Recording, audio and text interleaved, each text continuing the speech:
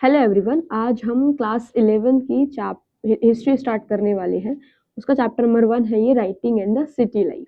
ठीक है, इस चैप्टर को हम क्वेश्चंस के थ्रू भी देखेंगे कि कुछ कुछ जगहों में मैंने क्वेश्चंस भी डाले और उसके आंसर्स भी डाले हैं आपका। ठीक है, चैप्टर ये आपका जो है writing in the city life वो किस रिलेटेड है? आपका मेसोपोटामिया। मेसोपोटामिया जो वर्ड है बेटा, दो वर्ड से मिलकर बना है। और किस दो वर्ड से? ग्रीक दो वर्ड से। एक है आपका मैसोस, एक है आपका पोटामस। मैसोस का मतलब होता है मिडल, सॉरी, मैसोस का मतलब होता है मिडल और पोटामस का मतलब होता है रिवर। तो दो रिवर के बीच में बना हुआ एक एरिया था मेसोपोटामिया। और ये कौन सी दो रिवर थी? टिग्रिस और यूफ्रेट्स। ठीक है, जो आपका कहाँ पर है? आज कहाँ पर है? इराक के अंदर है। अगर आप देखोगे यहाँ पर तो इसके जो नाम है ना, मेसोपोटामिया के अलग अलग रीजन्स के नाम अलग अलग टाइम पर अलग अलग पढ़े थे। जैसे कि अगर आप देखोगे साउथ, सबसे पहले साउथ में कौन सा रीजन था आपका? सुमेर। साउथ को पहले कहते थे सुमेर, इसलिए आप देखोगे फर्स्ट लैंग्वेज भी कौन सी थी? सुमेरियन। फिर बाद में साउथ का नाम पड़ गया अकड, तो इसलिए यहाँ की लैंग्वेज भी चेंज हो गई, अकेडियन।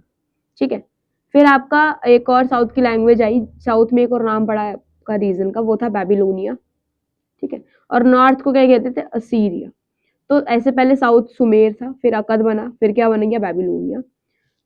और जो नॉर्थ है उसका नाम क्या पड़ा? असीरिया। लैंग्वेज में अगर आप देखोगे तो सबसे पहली लैंग्वेज आपकी सुमेरियन, उसके बाद आपकी अकेडियन। अकेडियन, ठीक है, और अकेडियन आपकी तब तक रही जब तक अलेक्जेंडर थे।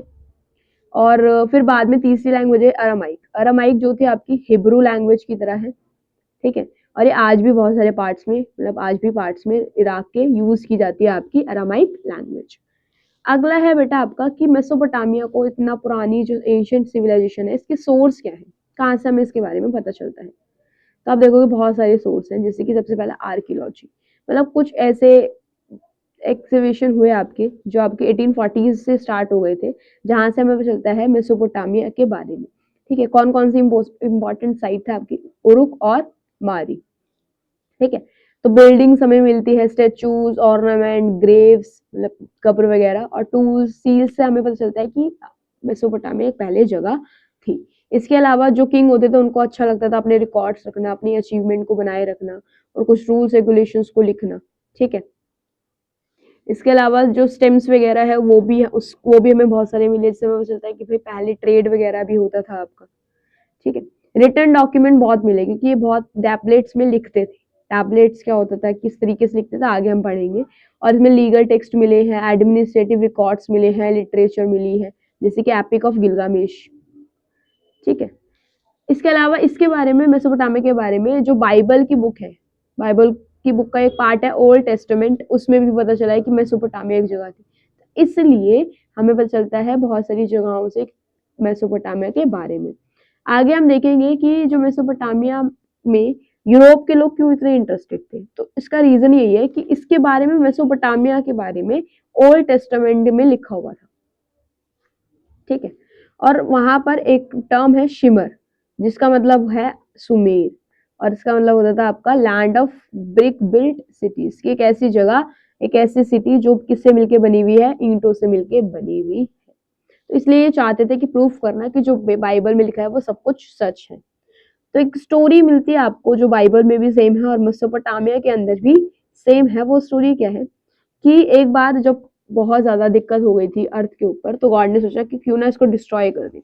तो एक फ्लड आई डिस्ट्रॉय करने के लिए सारी लाइफ को अर्थ के ऊपर से। लेकिन फिर गॉड ने सोचा कि भाई कोई एक होना चाहिए जो आगे भी लाइफ को सस्टेन करने के लिए बची रहे, क्योंकि लाइफ आगे कंटिन्यू करनी है। तो उसके लिए गॉड ने क्या करा, एक पर्सन को चुना जिसका नाम था नूह। उस पर्सन ने क्या करा, एक आर्क बनाई, मतलब एक बोट बनाई, और उसके ऊपर हर एक टाइप की स्पेशीज, जो भी नोन स्पेशीज थी, हर एनिमल बर्ड्स की क्या करी, उस बोट के ऊपर पेयर में रखना स्टार्ट कर दिया, मेल फीमेल को रखना स्टार्ट कर दिया, जिससे क्या हो पाया, आपकी जो लाइफ है वो क्या हो पाई, सर्वाइव हो पाई। तभी आज भी हम सर्वाइव कर पाते हैं। ये स्टोरी बताई गई है।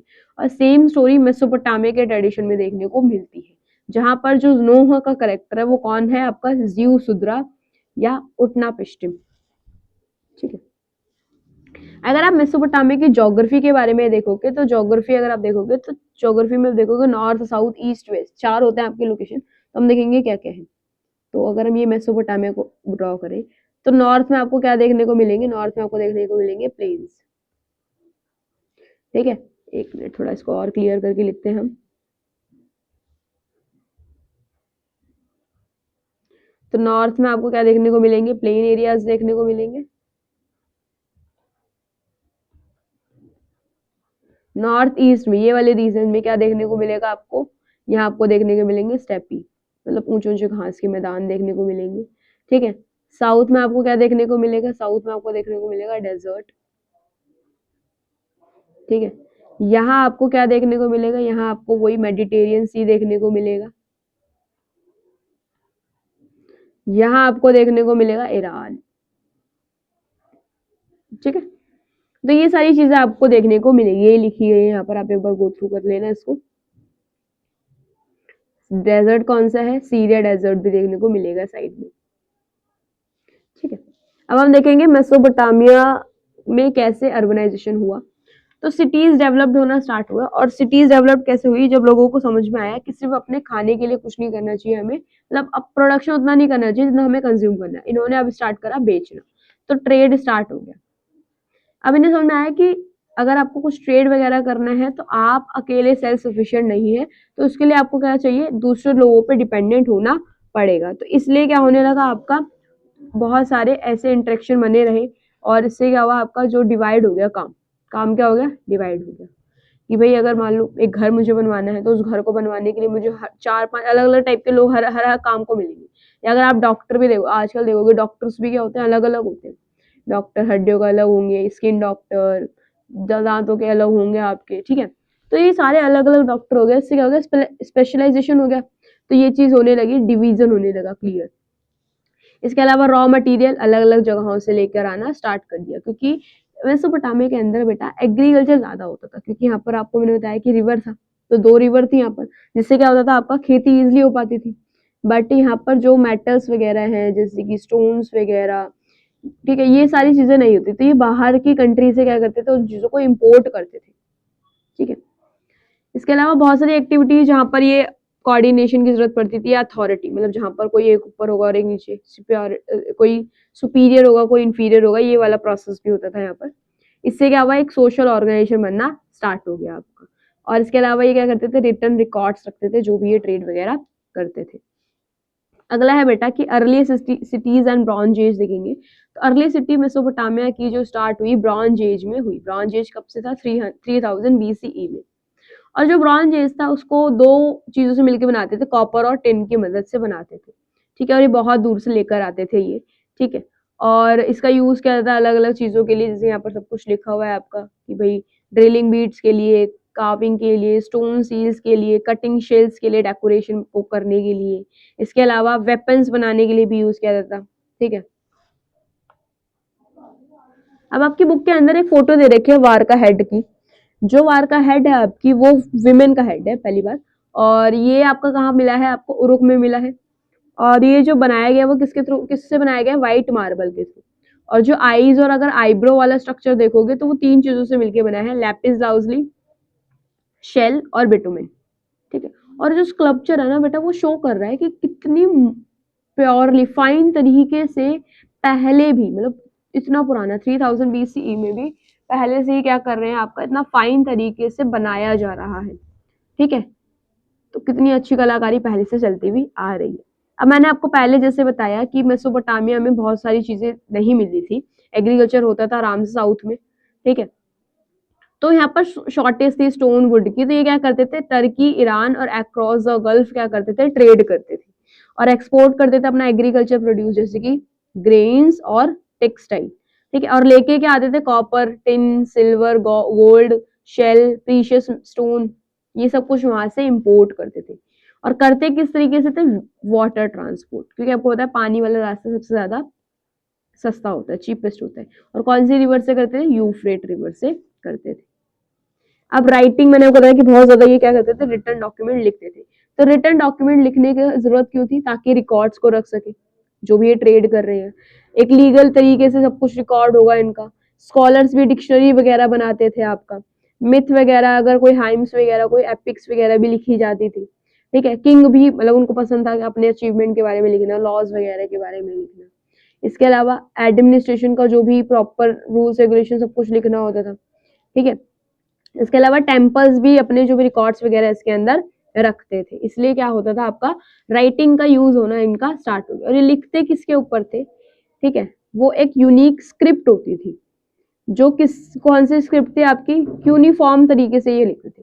देखो क्या करते थे बेटा, ये गीली क्ले दे देते थे, मिट्टी लेते थे गीली गीली, और उसको एक ऐसी शेप बना देते थे जो एक हाथ में पकड़ी जा सके, ठीक है, और उसका फिर एक सरफेस ना क्लीन वो कर देते थे, क्या बोलते हैं उसे, प्लेन कर देते थे।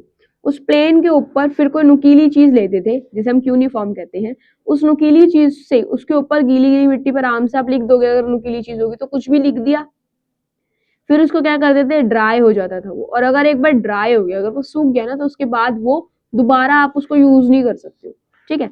तो इसलिए क्या होता था, हर एक छोटी छोटी एंट्री के लिए भी अलग अलग टैबलेट बनानी पड़ती थी, इसलिए बहुत सारी टैबलेट आपको देखने को मिलेगी, इसलिए हमें बहुत सारा सोर्स पता चला है मेसोपोटामिया के बारे में, ठीक है। और जो ये लिखते थे वो कौन होते थे, स्क्रिप्ट कहते थे उनको, ठीक है। और ये एक कोई साइन का यूज नहीं करते थे, मतलब एक कॉन्सोनेंट एक वावल का यूज नहीं करते थे, मिलाकर सिलेबल बनाते थे, ठीक है। अब एक एनमरिक थे, जो राजा थे उनके बारे में बताया गया है, ठीक है। एनमरिक राजा जो है उरुक के राजा थे, और उनको एक स्टोन चाहिए था बहुत प्रीशियस, लापिस लाउजली, जिससे वो आर्क का हेड भी बनाया गया था, ठीक है। वो चाहिए था, तो उन्होंने अपने एक मैसेंजर को भेजा, एरेट्टो एरेट्टा भेजा, और इस जगह पे बोला कि जाओ ये लेकर आओ, मुझे बात करनी है उनसे। लेकिन वो बहुत दूर चलते गए, बहुत सारे माउंटेन रेंजेस को उन्होंने 7-5 कम से कम उन्होंने क्या कर दिया, माउंटेन रेंज को पार कर दिया, किसने, मैसेंजर ने, लेकिन वो पहुंच नहीं पाया। और जैसे मान लो ये ऊंचाई पर आप हो, ठीक है, आपने मान लो ये पहाड़ पहाड़ पहाड़ क्या कर दिए, पार कर दिया, और आप एक नीचे तरीके जाओ, नीचे वाले एरिया में मिलोगे ना, तो आपको वो बहुत छोटे छोटे दिखेंगे। तो इसके लिए एक टर्म यूज करी गई है यहाँ पर, टाइनी माइस, इसी को कहा गया है टाइनी माइस, कि जब वो दूर से आ रहे थे इतने ऊंचे ऊंचे पहाड़ से, तभी उनको दिखा, वो जो लोग दिखे वो कैसे दिखे आपके, सूसा सिटी के जो लोग दिखे वो कैसे दिखे आपके, बहुत छोटे छोटे से दिखे। और फिर वो क्या होगा, ऐसे कंफ्यूज हो गए, इसलिए यहाँ पे लिखा है ग्रू वियरी ऑफ माउथ, कि कंफ्यूज हो गए करना क्या है, ठीक है। फिर राजा ने क्या करा, एक टैबलेट के ऊपर उनको लिख कर दिया सब कुछ, ठीक है। तो ये दिखा रहा है कि भाई कैसे जो वो है आपका एडमिनिस्ट्रेशन के लिए भी यूज करते थे आपका, ठीक है। सुपीरियरिटी को भी दिखाते थे कि भाई राजा कितना सुपीरियर है आपका। अब है बेटा कि टेम्पल्स जो बनाए गए, उससे कैसे टेम्पल्स क्या है आपका, अर्बन इंस्टीट्यूशन को दिखाता है, ठीक है। अब हमेशा याद रखना, जब भी टेम्पल बनेगा बेटा, उसके आसपास जो है ना, अपने आप एरिया ग्रो होना स्टार्ट हो जाएगा, वहां पर लोग धीरे धीरे रहना स्टार्ट कर देंगे, ठीक है। यहाँ पर बताया गया है जैसे कि अर्लियर सेटलर्स क्या करते थे, श्रिंस बनाते थे। श्रिंस क्या होता है, एक ऐसे जगह जो जो बिना पकी हुई ईंटों के बनता है, और फिर वहां पर वो धीरे धीरे क्या बनने लगा, टेम्पल बनना स्टार्ट हो गया। और दो टाइप के मेन है आपके, गॉड ऑफ उर, और एक इन्नाना है आपका, जो किसके गॉड है, लव एंड वॉर के।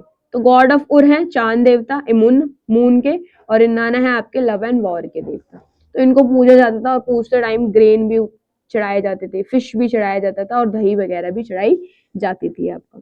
और गॉड को कहते थे कि भाई ये गॉड क्या है आपके, ये सभी लैंड के, मतलब सब कुछ के मालिक कौन है आपके, गॉड है आपके, ठीक है। और फिर धीरे धीरे जो टेम्पल है, पहले सिर्फ टेम्पल पूजा पाठ नॉर्मली करते थे, फिर धीरे धीरे क्या होने लगा, इनको प्रोड्यूस के तौर पे भी यूज करना स्टार्ट कर दिया, मतलब प्रोसेस होने स्टार्ट हो गया वहां पर, सामान बनाना भी स्टार्ट हो गया वहां पर, ठीक है। फिर धीरे धीरे प्रोडक्शन जो है वो बढ़ना स्टार्ट हो गया, हाउस होल्ड लेवल से भी ज्यादा ज्यादा होने लगा आपका, ठीक है।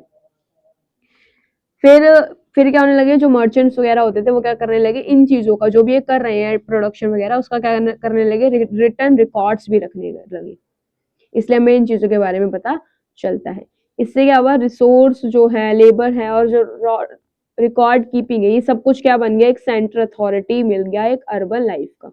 मतलब क्या बोला है यहाँ पर, कि ये सब चीजें होने से ना आपका, कि टेम्पल क्या बन गया, एक सेंटर अथॉरिटी, कि अब सब कुछ कहाँ से कंट्रोल हो रहा है आपका, टेम्पल से ही कंट्रोल है, प्रोडक्शन भी आपका, जो आपकी वो रिलीजन वाला पोर्शन है वो भी आपका, ठीक है। रिटर्न डॉक्यूमेंट्स वगैरह भी रखे जाते हैं, तो प्रॉपर एक तरीके से क्या बन गया, अर्बन लाइफ का सेंटर अथॉरिटी कहाँ बन गया, आपकी टेम्पल बन गई। आई होप आपको इतना पोर्शन समझ में आया होगा चैप्टर का। ये पार्ट 1 है इस चैप्टर की, आगे हम दूसरा पार्ट भी लेकर आएंगे आगे इस चैप्टर के ऊपर। Thank you for watching.